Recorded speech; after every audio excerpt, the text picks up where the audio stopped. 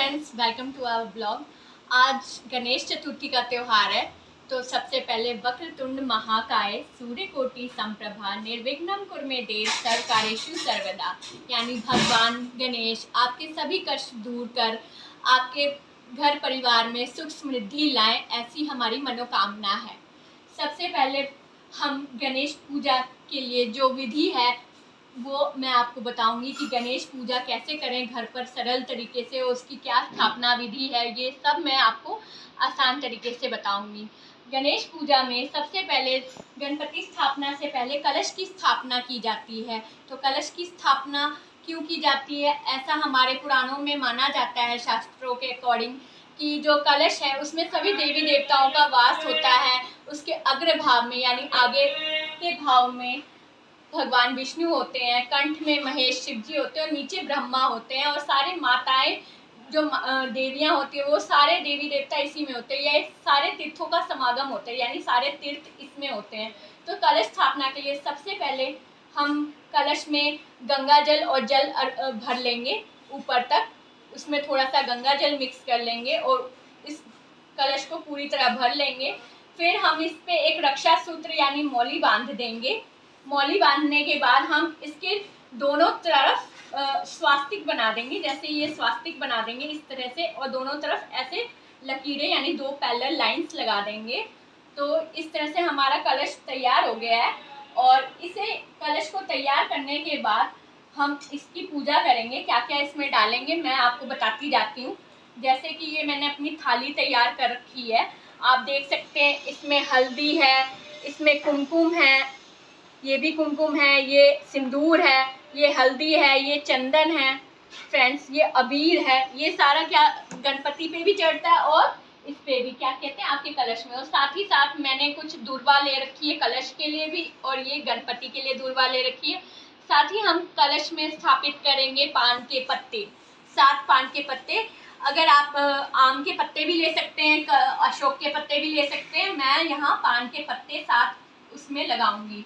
और कलश में पूजा स्टार्ट करने से पहले सबसे पहले हम कलश में क्या क्या डालते हैं। कलश के अंदर सबसे पहले आपको 1 रुपये का सिक्का डालना है, जो आपने पहले ही पूजा की थाली में ले रखा हो। उसके बाद हमें डालना है 1 सुपारी, ये डाल दीजिए फ्रेंड्स। इसके बाद आप इसकी पूजा कर लीजिए। जैसे आप थोड़ी सी अपने पसंद अनुसार गंगा जल से अपनी पसंद का फूल ले सकते हैं, वो इसमें डाल लीजिए। उसके बाद आप लीजिए सबसे पहले हल्दी, थोड़ी सी हल्दी इसमें डालने के लिए, थोड़ा सा कुमकुम, आप देख सकते हैं रौली ले लिया है मैंने, कुमकुम ले लिया है कलश के अंदर स्थापित करने के लिए, कलश के अंदर डालने के लिए। इस तरह से पूजा की जाती है, ये आप देख सकते हैं। ये मैं सिंदूर डाल रही हूँ, कुमकुम के बाद सिंदूर डाल लीजिए थोड़ा सा। ये सिंदूर वही जो हम बजरंगबली को आप चढ़ाते हैं, वो यही सिंदूर है। थोड़ा सा सिंदूर ले लिया, थोड़ा सा कुमकुम ले लिया जो रौली जिसे कहते हैं, थोड़ा सा हल्दी ले ली, थोड़ा सा अब हम चंदन ले लेंगे। तो ये सारी चीज़ें कलश में डलती हैं। और अपनी मनपसंद का कोई भी, जैसे मैंने गेंदे का फूल डाला है तो आप ये गेंदे का फूल डाल सकते हैं। थोड़े से हम अक्षत यानी चावल जिसे कहते हैं वो भी डालेंगे, क्योंकि अभी हम कलश की पूजा कर रहे हैं, उसकी स्थापना कर रहे हैं। तो ये सारी सामग्री कलश के अंदर डलती है फ्रेंड्स। और जल हमने पहले ही, और रक्षा सूत्र भी पहले से ही बांध रखा है। अब हम इसके ऊपर रखेंगे फ्रेंड्स, अब हम इसके ऊपर 7 तरह के पान के पत्ते लगाएंगे। ऐसे आप इस तरह से लगाइए कि वो चारों ओर से उसे कवर कर ले।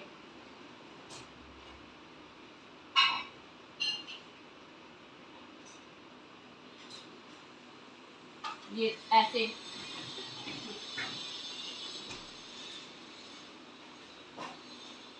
स्वास्तिक फ्रेंड्स मैंने पहले से बना कर रखी थी, और मैं अभी जैसे कलश स्थापना करूंगी तो एक बार और स्वास्तिक बनाऊंगी। तो आप देख सकते हैं मैंने पान के पत्ते को, जैसे 4 पान के पत्ते हैं, चारों दिशाओं को कवर करना चाहिए, और बाकी के 3 मैं ऊपर से रख दूंगी।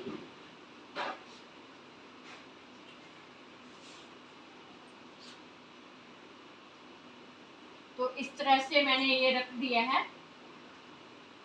अब मैं इस पे स्वास्तिक बना लूंगी एक और बार, वो मैं पहले से बना कर रखा था। अब जैसे जब पूजा स्टार्ट करते हैं तो एक बार और बनाना होता है फ्रेंड्स, तो थोड़ा सा आप जल लेकर इसमें से कुमकुम लेकर आप यहाँ स्वास्तिक बना सकते हैं। जब स्वास्तिक बनाए तो ध्यान रखें कि अपना हाथ एक बार भी बीच से ना उठाएं।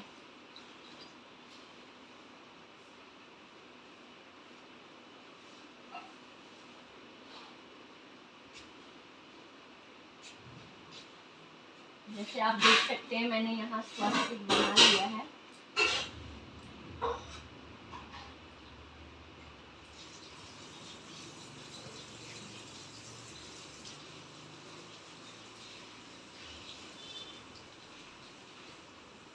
तो इस तरीके से आप स्वास्तिक बनाएं, इस पर भी चावल छिड़कें।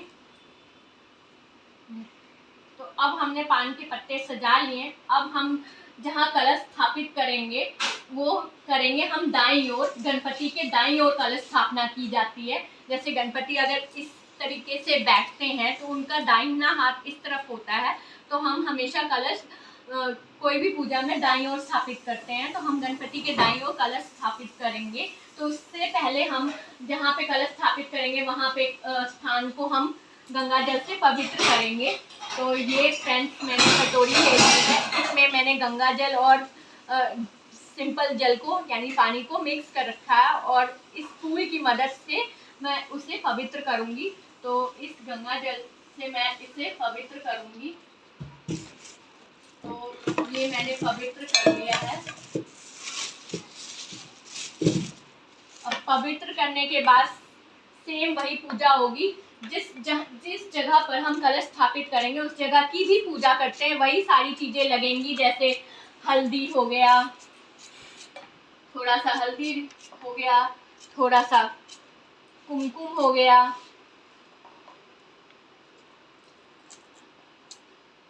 थोड़ा सा हमने सिंदूर ले लिया यानी रोली ले ली, थोड़ा सा चंदन हो गया, थोड़ा सा अबीर हो गया, थोड़ा सा केसर भी हम डाल लेते हैं। उसी तरह हम थोड़ा सा अबीर हमने यहाँ पे भी डालना रह गया था, थोड़ा सा केसर हम इसमें भी डाल लेते हैं। तो अब आप देख सकते हैं, और थोड़ा सा अक्षत हम जहाँ कलश स्थापित कर रहे हैं वहाँ पे डालेंगे। इस तरह से आप डाल लें और हाथ जोड़ लें। हे भगवान, देवी देवताओं को हमारा, तो आप सभी देवी देवताओं का जय माँ आदि शक्ति, जय परमपिता ब्रह्मदेव, जय भगवान विष्णु, जय भगवान भोलेनाथ, सभी 33 करोड़ देवी देवता जितने भी हम उनका आवाहन करते हैं वो इस कलश में आकर स्थापित हों। और इसी के साथ हम उस पे पूजा करने के बाद, हम पवित्र करने के बाद इस कलश को हम उस पे रख देंगे। ऐसे हमने रख दिया है। अब हम कलश के ऊपर पान के पत्ते रखने के बाद अब हम उस पे नारियल रखेंगे।